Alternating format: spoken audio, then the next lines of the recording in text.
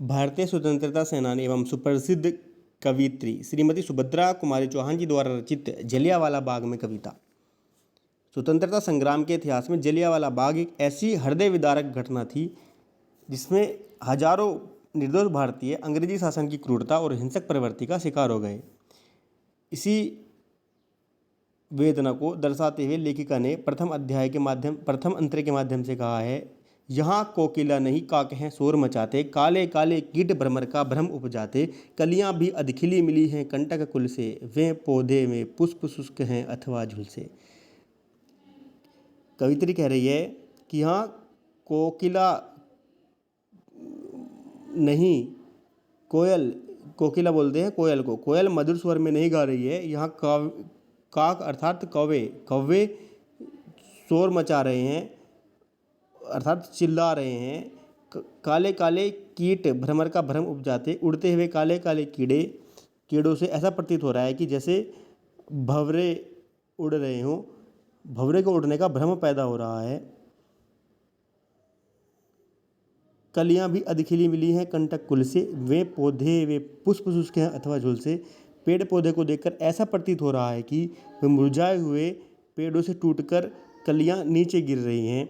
परिमलहीन पराग सा बना पड़ा है, परिमलहीन पराग दाग सा बना पड़ा है। हाँ, यह प्यारा बाग खून से सना पड़ा है। फूलों के अंदर सुगंधित पराग है जो उसमें दाग की तरह दिखाई दे रहा है, अर्थात पुष्प भी सुगंधहीन हो गए हैं और यह प्यारा बाग खून से सना पड़ा है। जिस प्रकार पुष्प सुगंधहीन हो गए हैं उसी प्रकार यह बाग भी खून से सना पड़ा है। आओ प्रिय ऋतुराज किंतु धीरे से आना। अब कवित्री ऋतुराज को आने का निमंत्रण दे रहे हैं, क्योंकि वसंत ऋतु एक मौसम है जो हर जगह आता है, लेकिन कवित्री उसे किस प्रकार आने का निमंत्रण दे रही है वह इस कविता में दिखाया है। कवित्री कह रही है, आओ प्रिय ऋतुराज किंतु धीरे से आना, यह शोक स्थान यहाँ ना शोर मचाना। यहाँ धीरे से आना, यह शोक स्थान है, यहाँ शोर मत मचाना। वायु चले पर मंद मंद चाल से उसे चलाना, दुख की आहें संग उड़ाकर मत ले जाना। कोकिल गावे किंतु राग रोने के गावे, भ्रमर करे गुंजार कष्ट की कथा सुनावे। अब कवित्री कह रही है वायु चले पर मंद चाल से उसे चलाना। अब वायु को क्या कह रही है कि तुम मंद चाल से चलाना, एकदम तूफान की तरह मत आना। दुख की आए संग उड़ाकर मत ले जाना, जो यहाँ का दुख है, जो यहाँ उसको अपने संग उड़ाकर मत ले जाना। कोयल गावे, अब कोयल क्या करती है, मीठे स्वर में मधुर गीत सुनाती है, लेकिन कवित्री कह रही है कोयल गावे किंतु राग रोने के गावे, भ्रमर करे गुंजार कष्ट की कथा सुनावे। और भंवरे भी गुंजार करके यहाँ के कष्ट की कथा सुनाए। लाना संग में पुष्प न हो वो अधिक सजीले। अब कवित्री जो आगंतुक हैं, जो वहाँ आने वाले हैं, उनसे आग्रह कर रही है, लाना संग में पुष्प न हो वो अधिक सजीले, हो सुगंध भी मंद ओत से कुछ कुछ गीले, किंतु ने तुम उपहार भाव आकर दर्शाना, स्मृति में पूजा हेतु यहाँ थोड़े बिखराना।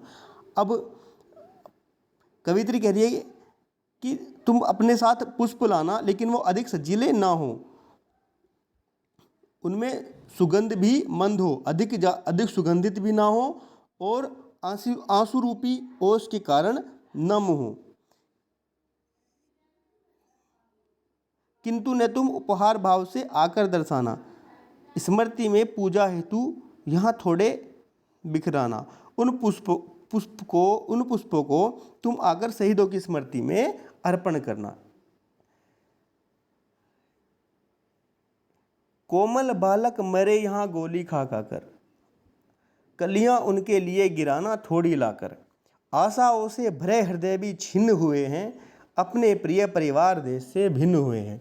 कवित्री कह रही है यहाँ बहुत से कोमल बालक गोली खाकर शहीद हुए हैं, उनके लिए थोड़ी कलियां लाकर गिराना।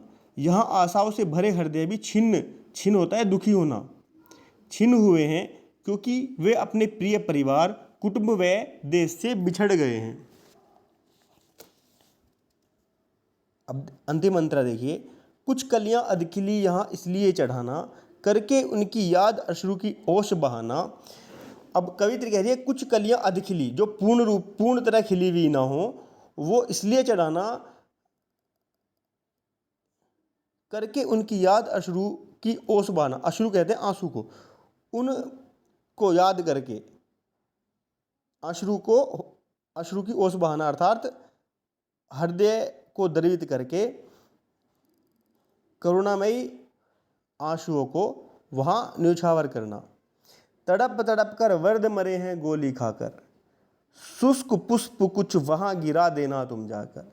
अब कवित्री कह रही है तड़प तड़प कर, जो वृद्ध अर्थात बूढ़े व्यक्ति, उसको वृद्ध कहा गया है, वहाँ पर तड़प तड़प कर मरे हैं, तो थोड़े से शुष्क पुष्प जो सूखे हुए फूल हैं तुम वहाँ जाकर चढ़ा देना या अर्पण कर देना।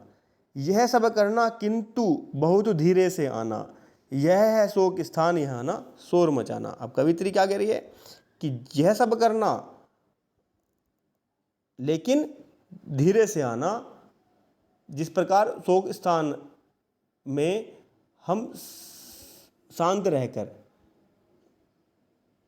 व्यक्ति की आत्मा को शांति प्रदान करते हैं, उसी प्रकार यहाँ कवित्री का भाव यही है कि शोक स्थान में शोर मचाकर उन शहीदों का अपमान न करना, उन्हें अपने हृदय से श्रद्धांजलि देना। धन्यवाद।